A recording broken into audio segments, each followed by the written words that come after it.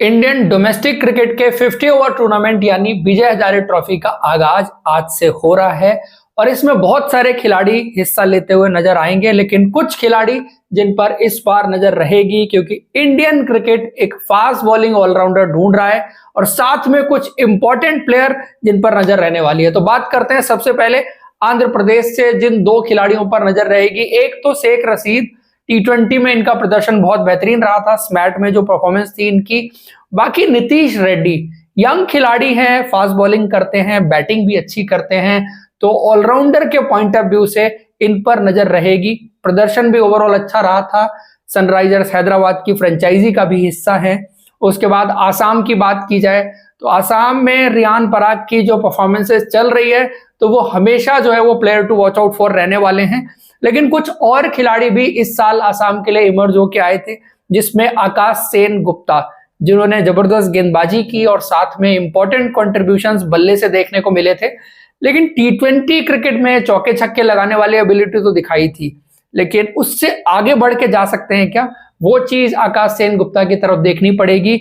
और सुमित घाड़ीगांवकर ये कुछ स्पेशल प्लेयर रहा है, इन्होंने इस साल कुछ पारियां सैयद मुश्ताक अली में खेली, साथ में इनकी एवरेजेस 50 ओवर क्रिकेट यानी लिस्ट ए और टेस्ट मैच क्रिकेट में बहुत बेहतरीन रही हैं। ज्यादा मौका मिला नहीं है, हाल फिलहाल से इन्होंने खेलना शुरू किया है, तो एक बड़े इंप्रेसिव प्लेयर रहे खेल के टर्म्स में भी और नंबर्स के टर्म्स में भी। अगर देखें तो मैं काफी इंप्रेस था जो बल्लेबाजी इनकी सैयद मुश्ताक अली ट्रॉफी में देखने को मिली थी। उसके बाद बड़ौदा की बात करें तो अतीत सेठ, बहुत डिस्कशन हमने किया है उनके ऊपर।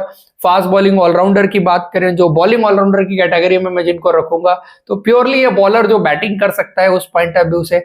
निनाद राठवा एक अच्छा लेफ्ट आर्म स्पिनर जिसको टी20 क्रिकेट में एज ए ओपनर भी ट्राई आउट किया गया, अच्छी परफॉर्मेंस देखने को मिली, तो पोटेंशियल दोनों तरफ है। तो प्योर ऑलराउंडर के पॉइंट ऑफ व्यू से देखेंगे क्योंकि पिछले साल इन्होंने रणजी ट्रॉफी में गेंदबाजी से बहुत बेहतरीन प्रदर्शन किया था, एक सेंचुरी भी आई थी, और उसके अलावा इस साल सैयद मुश्ताक अली ट्रॉफी में बल्ले से इनसे प्रदर्शन देखने को मिला। तो अच्छा ऑलराउंडर की कैटेगरी में फॉल होने वाले ये प्लेयर हैं। बिहार से खेलने वाले विपिन सौरभ, सैयद मुश्ताक अली ट्रॉफी बहुत अच्छी गई थी, लेकिन अब देखना है कि यहाँ पर कैसा करते हैं। नंबर्स बड़े इंप्रेसिव हैं, लेकिन बात यह है कि ये प्लेट ग्रुप की टीमों के खिलाफ खेलते हैं, इसलिए मैंने ज्यादा मेंशन किया नहीं था। लेकिन बहुत सारे फैंस कह रहे थे कि आप इनके बारे में जरूर बात करें, तो इस बार मैंने मेंशन किया। चंडीगढ़ से खेलने वाले राज अंगद बाबा, तो जेन्युइन ऑलराउंडर आप जिनकी बात करते हैं वो इंडियन क्रिकेट में कुछ ही है, तो राज अंगद बाबा इस बार 50 ओवर क्रिकेट में कैसा प्रदर्शन रहेगा। और उनके लिए ये इंपॉर्टेंट है कि जो इंजरीज का सिलसिला चल रहा था उससे बाहर आकर के इस बार उन्होंने सैयद मुश्ताक अली भी खेली और अब ये फॉर्मेट खेल रहे हैं। इसमें थोड़ा सा ना स्कोप ज्यादा होता है परफॉर्म करने का, अगर आप बात करें, क्योंकि टाइम ज्यादा मिलता है, वापसी का मौका होता है और करने के लिए ज्यादा होता है यहाँ पर। तो यहाँ पर इनकी एक्चुअल में पता चलेगा कि स्टेटस क्या है राज अंगद बाबा का।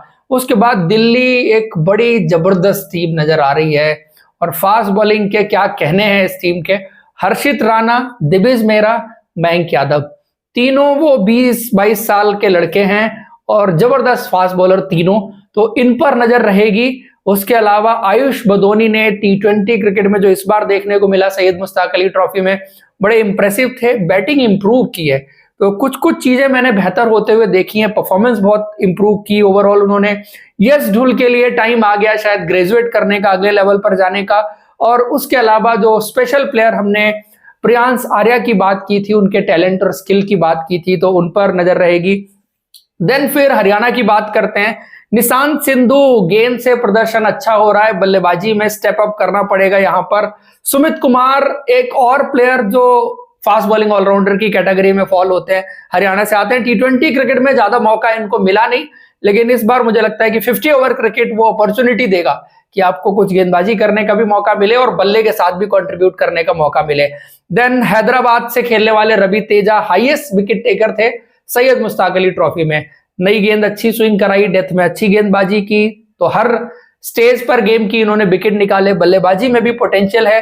तो उस पॉइंट ऑफ व्यू से द्वारका रवि तेजा नहीं, सिर्फ रवि तेजा उनका नाम है। जम्मू कश्मीर की बात करें तो युद्धवीर सिंह और उमरान मलिक फास्ट बॉलर्स पर नजर रहेगी। उमरान ऑब्वियसली इतने दिनों से इंडियन क्रिकेट में है, लेकिन युद्धवीर सिंह के लिए शायद अब उस स्टेज पर पहुंच रहे हैं जहां पर इंडिया सिलेक्शन के लिए ये सीजन अगर अच्छा जाता है तो चर्चा होगी not only for white ball cricket, red ball cricket में ज्यादा कहूंगा कि रेड बॉल क्रिकेट अभी आई नहीं है, लेकिन he is a good fast bowler for sure मैं कह सकता हूं।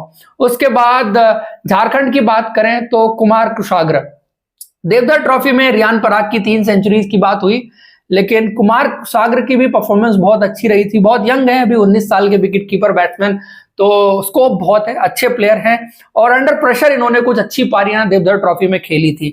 उसके बाद कर्नाटका, फास्ट बॉलिंग तिकड़ी विद्वत कबीरप्पा, विजय कुमार बैस्क और पासुकी कौशिक, इन 3 पर नजर रहेगी। साथ में मनोज भांडगे ऑलराउंडर के पॉइंट ऑफ व्यू से आप देखेंगे तो उन पर नजर रहेगी। और निकिन जोस, पिछला सीजन उनका बहुत अच्छा गया था, रणजी ट्रॉफी का भी अच्छा गया था और विजय हजारे ट्रॉफी का भी अच्छा गया था। उसी वजह से इमर्जिंग एशिया कप की टीम का हिस्सा वो थे, वहां पर भी प्रदर्शन ठीक रहा था, बेहतरीन फील्डर हैं। अब दूसरा सीजन देखना है कि बल्लेबाजी में किस तरह से प्रदर्शन उनका देखने को मिलता है। उसके बाद महाराष्ट्र से राजवर्धन हंगरगेकर, तो एक जो इंडियन क्रिकेट ये भी ढूंढ रहा है कि आपको फास्ट बॉलर ऐसा चाहिए जो बल्लेबाजी में कंट्रीब्यूट कर सकता हो, अच्छी पेस पर डालता हो, स्किल सेट हो हर स्टेज पे डालने का। तो आई थिंक ये अब राजवर्धन हंगरगेकर के लिए भी उस स्टेज पर पहुंच रहे हैं जहां पर अपनी परफॉर्मेंस उनको अब आगे लेके आनी पड़ेगी, तो नजर उस पॉइंट ऑफ व्यू से रहेगी। मुंबई से कोई प्लेयर नहीं है इस बार मेरी लिस्ट में, बहुत सारे प्लेयर है, खेल तो ऑब्वियसली रहे, लेकिन player to watch out for मेरे को कोई नहीं मिला इस बार मुंबई की टीम में, तो ये मैं थोड़ा सरप्राइज हुआ। इस बार प्लेयर हैं लेकिन जो बहुत पहले से परफॉर्मेंस कर रहे हैं, तो उनको अब वॉच आउट फॉर क्या ही कहना, क्योंकि उनके बारे में आपको पता है कि वो क्या लेके आते हैं। Punjab, I think so many players are there, specially in batting. Prabhsimran Singh से शुरू हो जाती है, अभिषेक शर्मा, सनबीर सिंह, नेहल बडेरा, नमन धीर जो T20 क्रिकेट में मतलब ज्यादा परफॉर्मेंस नहीं रही, but he look very impressive. जो सैयद मुश्ताक अली ट्रॉफी थी वहां पर अगर बात करें तो उधर बहुत सारे प्लेयर हैं बैटिंग के पॉइंट ऑफ व्यू से। बॉलिंग थोड़ी सी कमजोर दिखी है, but still Punjab is a team जो व्हाइट बॉल क्रिकेट में एक अच्छी टीम के रूप में इमर्ज हो रही है, मैं फॉर श्योर कह सकता हूं। राजस्थान से मानव सूतर, और T20 क्रिकेट में भी खेले थे, उतना बड़ी परफॉर्मेंसेस नहीं थी, ओके ओके थी, लेकिन one day cricket is the format जहां पर थोड़ा सा परफॉर्मेंस बेहतर करने का स्कोप उनके जैसे गेंदबाज के पास रहेगा, बिकॉज T20 क्रिकेट थोड़ा सा डिफरेंट तरह से चलती है, उसमें गेंदबाजी आपको अलग तरह का स्किल सेट चाहिए होता है। One day cricket and test cricket is different, जहां पर प्योर क्वालिटी जो है वो मैटर करती है। उसके बाद सौराष्ट्र की बात की जाए तो तरंग गोहिल, हमने इनके बारे में भी बात की थी, जो T20 क्रिकेट में इनका प्रदर्शन देखने को मिला था, सौराष्ट्र प्रीमियर लीग में सेंचुरी बनी थी, देन फिर बड़े इंप्रेसिव स्ट्राइक रेट से इस बार सैयद मुश्ताक अली ट्रॉफी में इन्होंने रन बनाए सौराष्ट्र के लिए, टॉप ऑफ द ऑर्डर, तो यहां पर भी उनका नाम है, तो एक नजर उन पर भी रहेगी। तमिलनाडु की बात करें तो प्रदोष रंजन पॉल, ये भी इमर्जिंग एशिया कप की टीम का हिस्सा बने थे, खेलने का मौका इनको मिला नहीं, लेकिन ये बड़े इंप्रेसिव प्लेयर रहे। पिछले साल तमिलनाडु की टीम के लिए एक संकट मोचक की तरह बन के निकले, हर सिचुएशन पर इन्होंने सेंचुरीज बनाई, रन बनाए, व्हाइट बॉल क्रिकेट में भी और टेस्ट क्रिकेट में भी, तो एक नजर उन पर रहेगी। उसके साथ में साई सुदर्शन, जो लगातार उनका अच्छा प्रदर्शन जारी था, तो थोड़ा सा गैप उसमें कहीं आया है, तो इस बार विजय हजारे ट्रॉफी में फिर से उसको कंसोलिडेट करेंगे मेरे हिसाब से। और सोनू यादव ऑलराउंडर के पॉइंट ऑफ व्यू से जो आरसीबी की टीम का भी हिस्सा हैं, और इस बार उनको T20 क्रिकेट से वनडे क्रिकेट में लाया गया है। तमिलनाडु प्रीमियर लीग में भी ठीक ठाक प्रदर्शन उनकी तरफ से देखने को मिला था, स्पेशली गेंदबाजी की बात करें, बल्लेबाजी में पोटेंशियल है वो तो है ही। उत्तराखंड की बात करें तो अवनीश सुधा, इन्होंने अभी अंडर 23 में सेंचुरी बनाई थी और एक इंप्रेसिव परफॉर्मेंस रही है। यंग खिलाड़ी है, 21-22 साल के, तो प्रोस्पेक्ट अच्छे दिख रहे हैं अगर बैटिंग के पॉइंट ऑफ व्यू से। आकाश मडवाल आईपीएल के बाद से गायब हो गए थे, लेकिन अब देखना है कि विजय हजारे ट्रॉफी में किस तरह का प्रदर्शन उनका रहता है। और विदर्भा की अगर बात करें तो शुभम दुबे, जो एक फिनिशर के रूप में इस सीजन इमर्ज हुए विदर्भा के लिए, और साथ में यश ठाकुर, गेंदबाजी एलएसजी की टीम का हिस्सा वो हैं अभी भी, और इस बार उनका प्रदर्शन यहां पर विजय हजारे ट्रॉफी में कैसा रहेगा तो उस पर नजर रहेगी। तो ये कुछ 40 के आसपास प्लेयर हैं, बहुत सारे प्लेयर हैं जिन पर मैं नजर रखूंगा, क्योंकि इंपॉर्टेंट रोल्स के हिसाब से भी, स्पेशली फास्ट बॉलिंग ऑलराउंडर के पॉइंट ऑफ व्यू से इन पर नजर रहेगी, और मेरे हिसाब से इनका प्रदर्शन अच्छा रहता है तो इंडियन क्रिकेट के लिए एक अच्छी खबर जरूर होगी। फिलहाल दोस्तों इस वीडियो में इतना ही, आपको अच्छा लगा है तो लाइक और सब्सक्राइब जरूर करें, साथ में नोटिफिकेशन की घंटी दबा लीजिए। मिलते हैं आपको अगले वीडियो में।